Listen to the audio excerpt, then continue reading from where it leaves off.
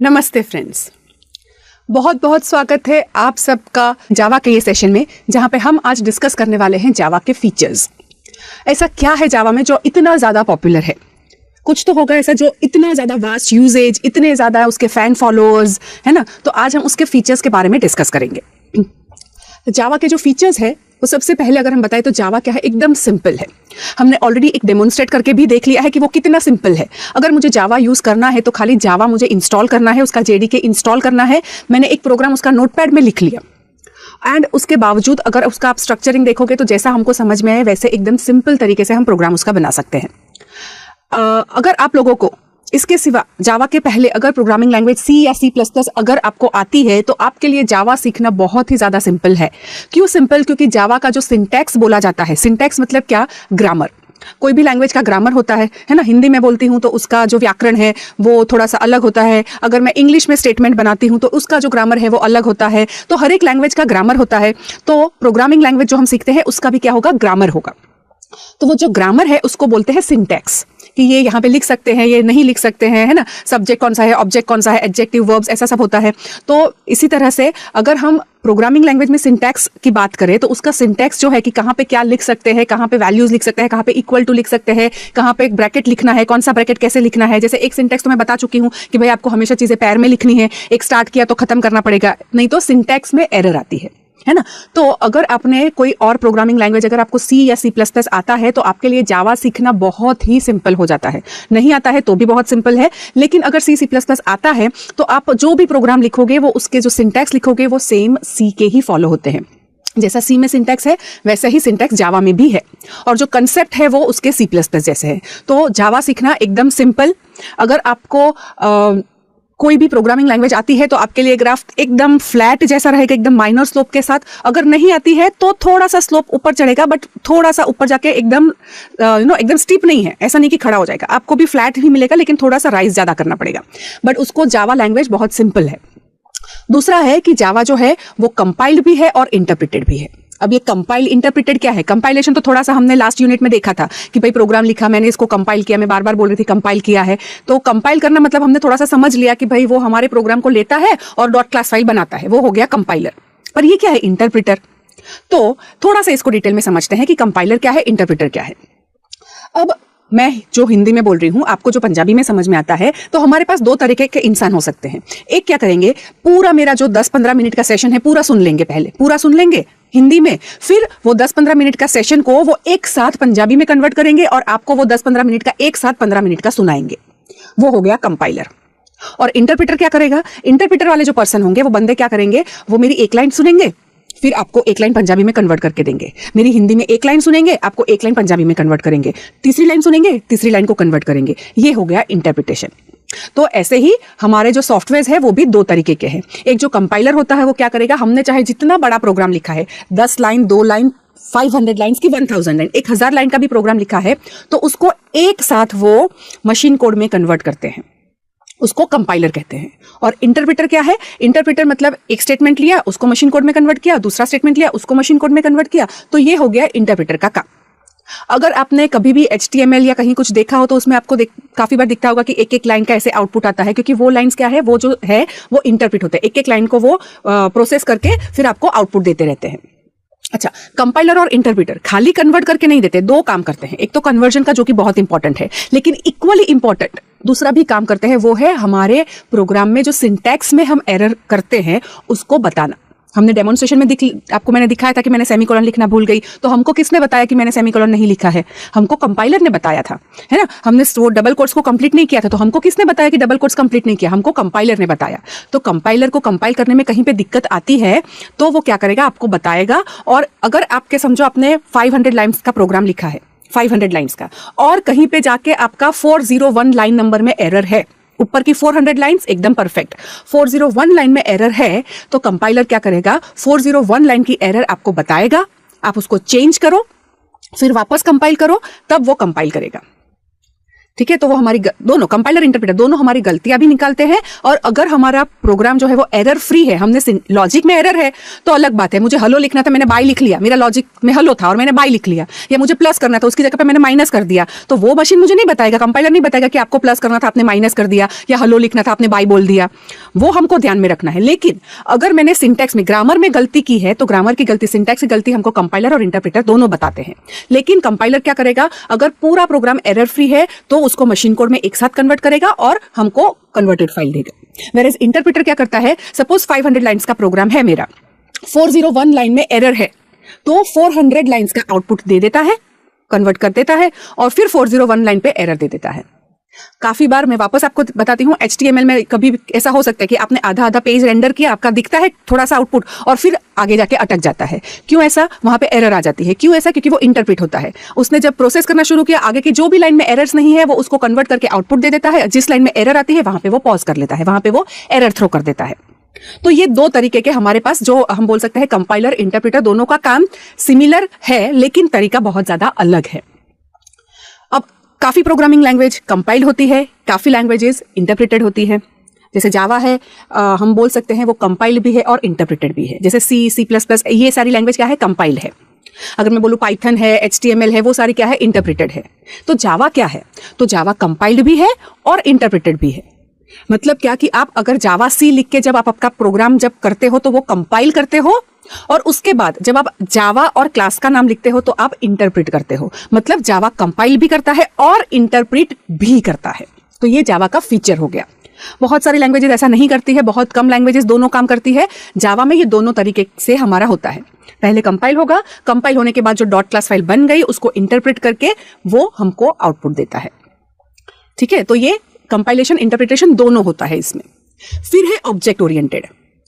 Object oriented मतलब क्या, तो रियल लाइफ में आप ऑब्जेक्ट मतलब क्या समझते हो। मैं बोलूं ऑब्जेक्ट मतलब क्या, कोई भी चीज, उसको हम ऑब्जेक्ट बोलेंगे। मैंने उठाया फोन तो ऑब्जेक्ट हो गया। मैंने उठाई बॉटल तो bottle is an object, bottle भी ऑब्जेक्ट है ना। मैंने उठाया माउस तो माउस ऑब्जेक्ट है ना। मैं कुछ भी चीज एक ऑब्जेक्ट है। चीज जरूरी नहीं है, इंसान भी ऑब्जेक्ट होते हैं, लिविंग बीइंग भी ऑब्जेक्ट हो सकते हैं, है ना। मैं बोलूं कि टीचर तो टीचर भी मेरे ऑब्जेक्ट हो सकते हैं। स्टूडेंट, एम्प्लॉय, कंपनी के लिए एम्प्लॉय तो ऑब्जेक्ट हो सकते हैं। कॉलेज के लिए स्टूडेंट तो ऑब्जेक्ट हो सकते हैं। ऑब्जेक्ट मतलब क्या कि रियल लाइफ में कोई भी जो रियलिटी में एग्जिस्ट करता है, जिसको हम इंडिविजुअलिटी उसकी समझ सकते हैं कि ये चीज है, उसको हम कहते हैं ऑब्जेक्ट। तो जावा जो है वो क्या है, ऑब्जेक्ट ओरिएंटेड है। आपको जो भी डिजाइन करना है पूरा उसको ऑब्जेक्ट के फॉर्म में सोच के आप उसको बनाते हो। जो इसके पहले की लैंग्वेजेस थी, मतलब काफी सारी लैंग्वेज, जैसे सी में बोलूं तो वो ऑब्जेक्ट ओरिएंटेड नहीं है, वो प्रोसीजर ओरिएंटेड है। यहाँ पे क्या है, जावा जो है वो ऑब्जेक्ट ओरिएंटेड है। मतलब आप कोई भी एप्लीकेशन बनाओगे तो सोचोगे कि ये एप्लीकेशन में कौन कौन से ऑब्जेक्ट्स है, कैसे काम होता है, इस तरह से काम होगा। तो जावा ऑब्जेक्ट ओरिएंटेड है। ठीक है, फिर बहुत ही ज्यादा इंपॉर्टेंट फीचर है इसका प्लेटफॉर्म इंडिपेंडेंस। जावा जो है वो प्लेटफॉर्म इंडिपेंडेंट लैंग्वेज है। प्लेटफॉर्म मतलब क्या, तो प्लेटफॉर्म मतलब हम बोलते हैं नॉर्मली मशीन की लैंग्वेज में बात करें तो मशीन का प्लेटफॉर्म मतलब मशीन का ऑपरेटिंग सिस्टम। मेरा मशीन उबंटू है, विंडोज है, सोलारिस है, किस टाइप का मेरा मशीन है। तो मैं आपको जो कंपाइलर इंटरप्रेटर बता चुकी हूं, वो कंपाइलर इंटरप्रेटर इस तरह से काम करता है। ठीक है, कि मेरा जावा का प्रोग्राम है वो पहले कंपाइल होगा, फिर एक डॉट क्लास फाइल बनेगी, फिर मेरे पास एक इंटरप्रेटर होगा जो JVM से इंटरप्रेट करके हमको हेलो प्रिंट करके देता है। वो तो समझ में आ गया, लेकिन इसमें प्लेटफॉर्म इंडिपेंडेंसी कहां पे आ गई। तो प्लेटफॉर्म इंडिपेंडेंसी कैसे आती है, वो इसी को दूसरे और इलाबरेट करके या और डिटेल में लिख के देखते हैं। तो मैंने लिखा हेलो वर्ल्ड डॉट जावा। अब मेरा जो मशीन है वो सोलारिस मशीन है। ओके, मेरी जो ऑपरेटिंग सिस्टम है वो सन सोलारिस है। तो मैंने सोलारिस में इसको जावा सी कंपाइल करके बना दी डॉट क्लास फाइल। अब चाहे कोई भी कंपाइलर यूज करो, बनेगा क्या, डॉट क्लास फाइल। तो मैंने बना दी, उसको कंपाइल किया और मैंने बना दी डॉट क्लास फाइल। अब ये डॉट क्लास फाइल है वो मैं लिनक्स के JVM में दूं, विंडोज के JVM में दूं या मैक मशीन के JVM में दूं, मेरा जो आउटपुट है या मेरा जो इंटरप्रेटर है वो चलेगा। तो मतलब हो गया प्लेटफॉर्म इंडिपेंडेंट। कैसे कि मैंने कंपाइल उसको किया, तब उसको अलग ऑपरेटिंग सिस्टम पे किया, और जब मैं उसको इंटरप्रेट करके रन कर रही हूं तो वो अलग ऑपरेटिंग सिस्टम में जा रहा है। तो चाहे जो भी मेरा ऑपरेटिंग सिस्टम हो, और मैंने जैसे भी कंपाइल किया है, एक बार मेरे पास डॉट क्लास फाइल आ गई तो वो डॉट क्लास फाइल लेकर मैं कोई भी प्लेटफॉर्म में बनी हुई हो, मैं दूसरे कोई भी प्लेटफॉर्म में जाके उसको रन कर सकती हूं। इसलिए इसको राइट वंस रन एनीवेयर, वोरा स्ट्रक्चर भी कहते हैं। ठीक है, उसका स्लोगन क्या है, वोरा। मतलब क्या कि राइट वंस, एक बार लिखो कोई भी ऑपरेटिंग सिस्टम पे और दूसरे कोई भी प्लेटफॉर्म पे आप उसको चला सकते हो। तो ये है वोरा आर्किटेक्चर जो इसमें फॉलो होता है ना। कैसे मिलती है प्लेटफॉर्म इंडिपेंडेंसी? तो प्लेटफॉर्म इंडिपेंडेंसी मिलने की वजह है हमारा डॉट क्लास फाइल, जिसको बोला जाता है बाइट कोड, राइट। तो ये जो बाइट कोड हमारे पास आ गया, तो ये बाइट कोड चाहे जो भी ऑपरेटिंग सिस्टम में है, दूसरे कोई भी ऑपरेटिंग सिस्टम में हम इसको रन कर सकते हैं। तो इससे प्लेटफॉर्म इंडिपेंडेंसी अचीव हो जाती है। सारी लैंग्वेजेस में ऐसा नहीं होता है। अगर मैंने सी का प्रोग्राम जो है, अगर मैं उसको विंडोज पे चला रही हूं तो फिर मैं उसका ओबीजे लेके उसको मैं दूसरे कोई प्लेटफॉर्म पे चली गई तो नहीं चलता है। जावा वो अलाउ करता है क्योंकि बाइट कोड है, क्लास फाइल बनती है इसमें, डॉट क्लास। अब ये डॉट क्लास फाइल है, उसको आप कहीं भी लेके जाओ, आपका प्रोग्राम चलेगा। Write once run anywhere. क्यों? बाइट कोड की वजह से, डॉट क्लास फाइल की वजह से हमारा ये पॉसिबिलिटी है, ठीक है। फिर उसके और फीचर्स है। दूसरा फीचर क्या है? जावा जो है वो बहुत सिक्योर है। अब कैसे सिक्योर है? तो नॉर्मली जब प्रोग्रामिंग लैंग्वेजेस होती है जैसे सी प्लस प्लस, इससे पहले जो बहुत ज्यादा पॉपुलर लैंग्वेज थी वो थी सी प्लस प्लस, वो भी ऑब्जेक्ट ओरिएंटेड है, लेकिन उसके अंदर क्या है? पॉइंटर्स है। पॉइंटर्स मतलब क्या कि हम हमारे मशीन के कोई भी मेमोरी, हमारा जो मशीन होता है उसकी मेमोरी जो होती है वो मेमोरी पे जाके एक्सेस कर सकते हैं। वो डेफिनेटली प्रोग्रामर को एक लिबर्टी के लिए ही दिया गया है, लेकिन ऐसा करने से हो सकता है दैट कोई जो है पर्सन वो मैलिशियस इंटेंशन वाला हो, गलत जिसके इंटेंशन हो वो उसको किसी भी तरह हार्म भी कर सकता है। जावा है उसमें ऐसा पॉइंटर्स निकाल दिया है। अच्छा, और जावा के अंदर जब हम JVM के थ्रू हमारा प्रोग्राम रन करते हैं तो हमने जब इंस्टॉल किया तो हमारे मशीन के जो JVM है उसके मतलब हमारा जो मशीन है उसके ऊपर समझो एक लेयर ऑफ एब्स्ट्रैक्शन, एक लेयर जैसा दूसरा बन जाता है JVM, और वो हमारे प्रोग्राम को रन करता है। मतलब अगर वेब एप्लीकेशन आप सोचो तो वेब एप्लीकेशन में अगर मैं सोचूं कि मैंने सर्वलेट बनाया है या एप्लेट बनाया है, ये दो चीजों से जनरली होता है, तो ये दोनों में कहीं पर भी क्लाइंट के रिसोर्स, क्लाइंट मशीन की फाइल या क्लाइंट मशीन का कुछ भी यूज नहीं होता है। ओके, क्लाइंट मशीन के ऊपर JVM होगा या हमारा जो ब्राउजर होता है, ब्राउजर के अंदर JVM होगा जो हमारे वेब एप्लीकेशन को, इंटरनेट एप्लीकेशंस को रन करता है। तो इसलिए क्लाइंट का मशीन जो है वो सिक्योर हो जाएगा, है ना। तो सिक्योर है जावा। दूसरा, जावा रोबस्ट है। रोबस्ट मतलब क्या कि स्ट्रॉन्ग इटसेल्फ। कहीं पे भी अगर सपोज आपने लिखा है, बीच में अगर एरर आ गई तो जावा का खुद का exception handler, default exception handle करने के लिए भी वो बहुत ज्यादा सक्षम है, वो कर सकता है, एक्सेप्शन को हैंडल कर सकता है।